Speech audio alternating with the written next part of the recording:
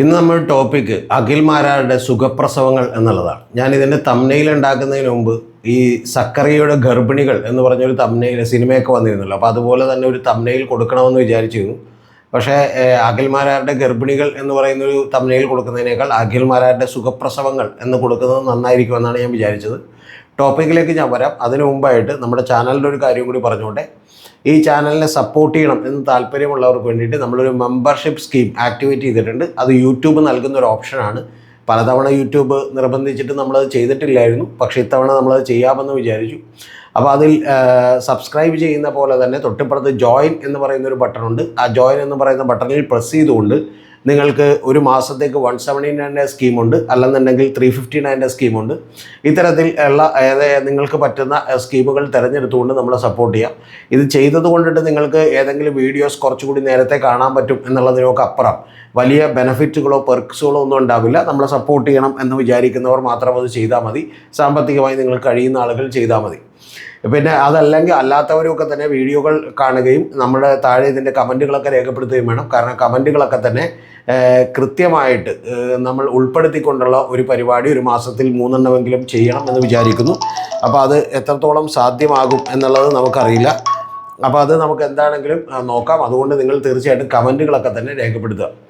അപ്പോൾ ഇതിന് നമുക്ക് ടോപ്പിക്കിലേക്ക് വരാം. ഈ കഴിഞ്ഞ ദിവസങ്ങളിൽ അഖിൽമാരാർ സ്പോട്ട്ലൈറ്റ് മലയാളം എന്ന് പറയുന്ന ഒരു യൂട്യൂബ് ചാനലിന് ഒരു ഇൻ്റർവ്യൂ കൊടുത്തിട്ടുണ്ട്. ആ ഇൻ്റർവ്യൂവിലെ പ്രസക്തമായിട്ടുള്ളൊരു ഭാഗം സോഷ്യൽ മീഡിയയിൽ ഇപ്പോൾ കത്തിക്കൊണ്ടിരിക്കുകയാണ്. രാവിലെ തന്നെ ഞാൻ എഴുന്നേറ്റ് നോക്കിയപ്പോൾ നിരവധി പേർ എനിക്കത് അയച്ചു തന്നിരുന്നു, ഇതിനെക്കുറിച്ച് വീഡിയോ ചെയ്യണം എന്ന് പറഞ്ഞിരുന്നു. അപ്പോൾ അതാണ് നമ്മുടെ വീഡിയോ എന്നുള്ളത്. ആ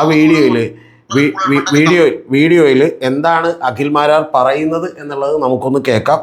ആ കേട്ടതിന് ശേഷം നമുക്ക് അതിൻ്റെ അഭിപ്രായങ്ങളിലേക്ക് വരാം. അതിന് ചെറിയൊരു ഭാഗം മാത്രമേ ഞാൻ കേൾപ്പിക്കുന്നുള്ളൂ. ഒരുപാട് വിവരക്കേടുകൾ അഖിൽമാരാർ പറഞ്ഞിട്ടുള്ള ഒരു വീഡിയോ ആണിത് എന്നുള്ളത് നിങ്ങൾ ഓർക്കണം.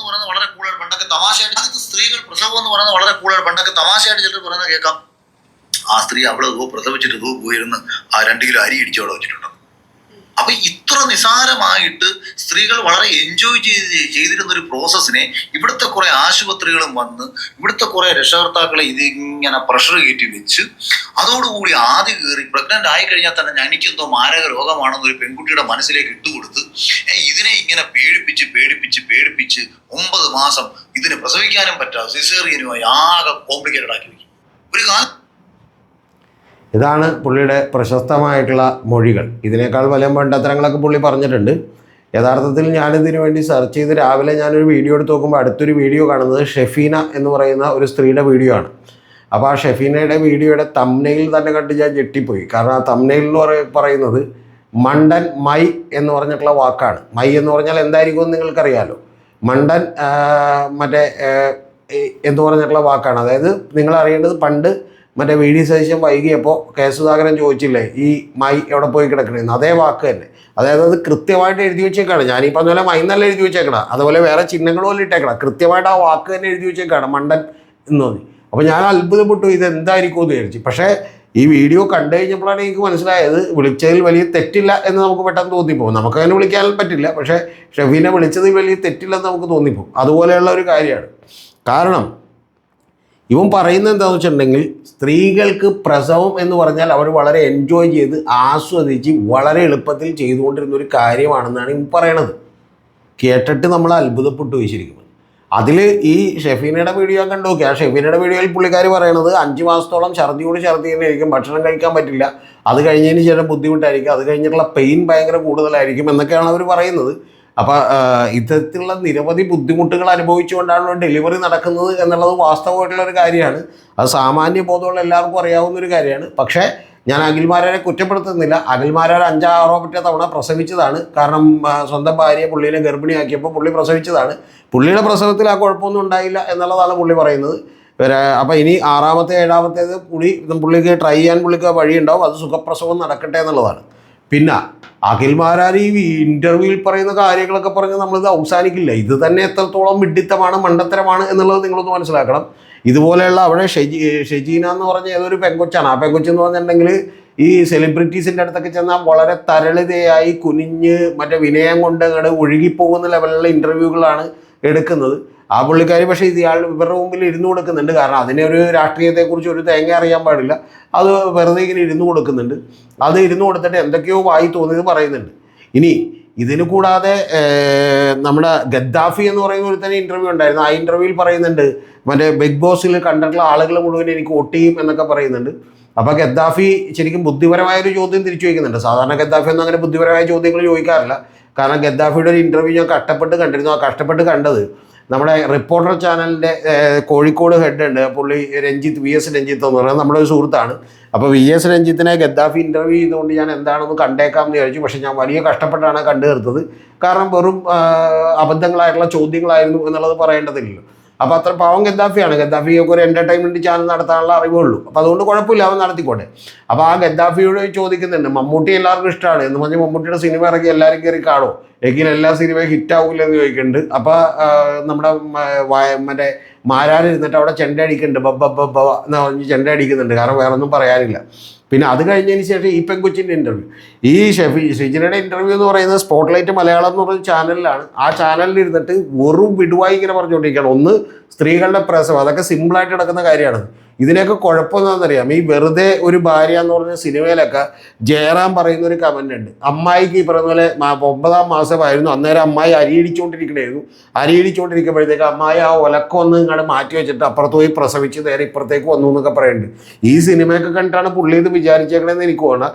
പുള്ളി ഇതിലും പറയുന്നുണ്ട് അരി ഇടിച്ചിട്ട്, അതായത് ഈ പറയുന്ന പ്രസവം കഴിഞ്ഞ് വന്നിട്ട് 2 കിലോ അരിയും കൂടി ഇടിച്ചു എന്നുള്ളതാണ്. ഇനി അരി ഇടിച്ചിട്ട് അരിയുണ്ടയാണോ ഇവൻ പ്രസവിച്ചത്, ഈ അഖിൽമാരാർ പ്രസവിച്ചതെന്ന് എനിക്കറിയില്ല.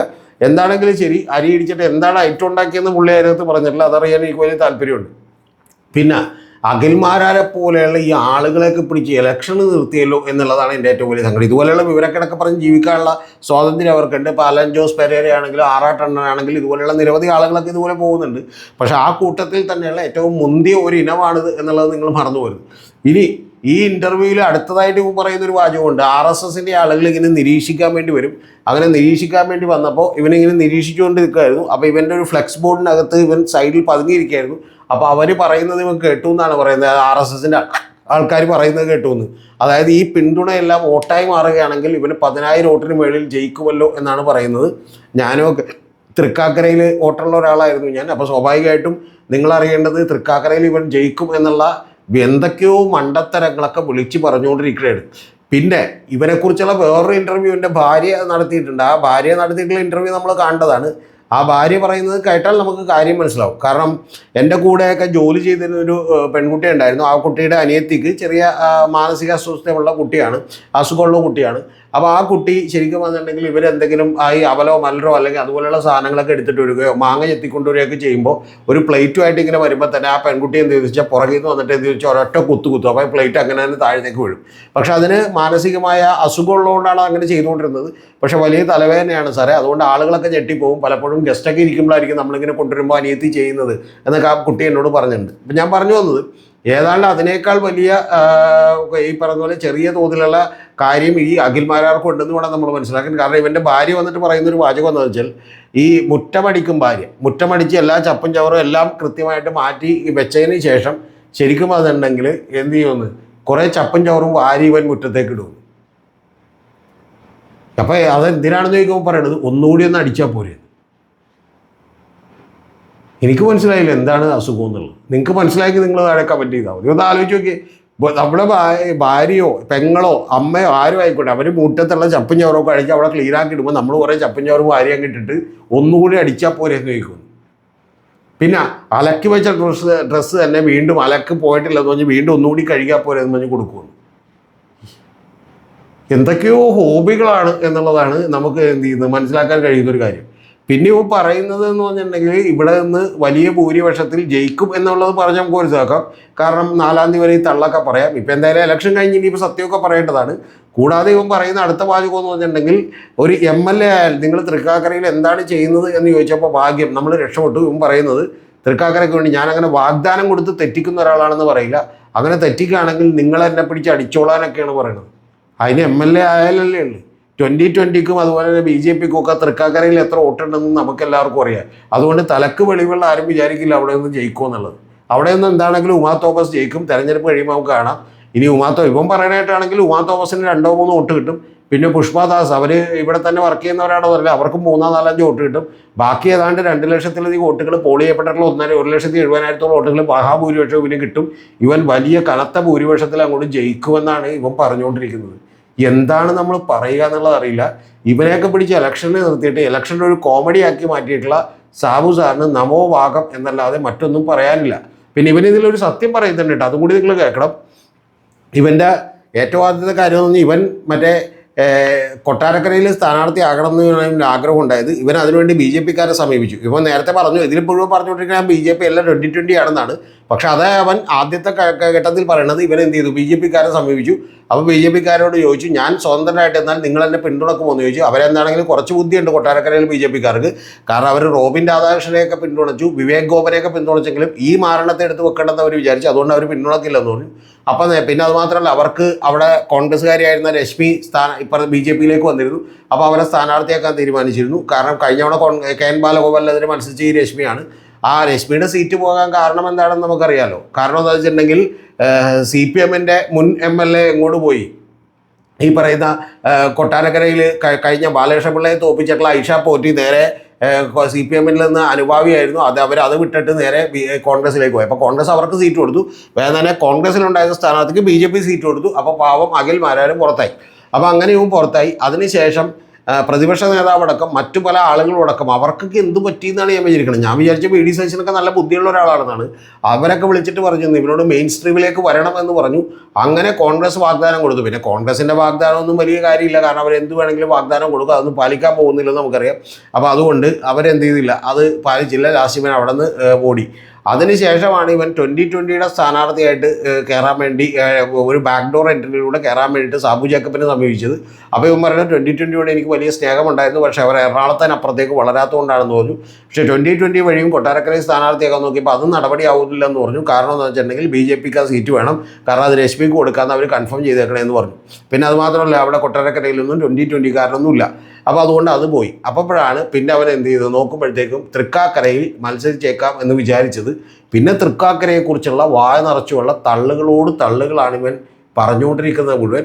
പിന്നെ ഈ പെൺകുട്ടി ഷിജിന എന്നൊക്കെ പറഞ്ഞ പെൺകുട്ടിക്ക് രാഷ്ട്രീയത്തിൻ്റെ ഏക്കും പൂക്കും ഒക്കെ അറിയാത്തതുകൊണ്ട് ആ പെൺകുട്ടി നിന്ന് ചോദിക്കുന്നുണ്ട്, ഒരു നല്ല MLA എങ്ങനെയാകണം, നല്ല രാഷ്ട്രീയക്കാരൻ്റെ എങ്ങനെയാകണമെന്നൊക്കെ ഉണ്ട്. അതൊക്കെ വല്ല വിവരമുള്ള ആളുകളോട് ചോദിച്ച് പഠിക്കാനാണ് എനിക്ക് പറയാനുള്ളത്.